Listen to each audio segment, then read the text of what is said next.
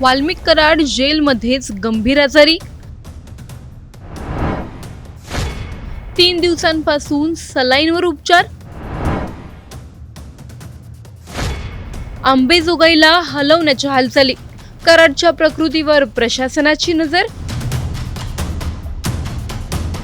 बीडच्या गाजलेल्या संतोष देशमुख हत्या प्रकरणातील मुख्य सूत्रधार आरोपी वाल्मिक कराड पुन्हा एकदा चर्चेत आला आहे. मात्र यावेळी कारण आहे त्याची बिघडलेली प्रकृती. गेल्या 3 दिवसांपासून बीड जिल्हा कारागृहात वाल्मिक कराडवर सलाईनद्वारे उपचार सुरू असल्याची माहिती समोर आली आहे. त्याला युरोसिटायसिस नावाचा गंभीर संसर्ग झाल्याचा प्राथमिक अंदाज व्यक्त केला जातोय. त्यामुळे प्रशासनाची धावपळ वाढली असून आता कराडला अंबेजोगाईच्या स्वारती रुग्णालयात हलवण्याच्या हालचाली सुरू झाल्याची माहिती आहे.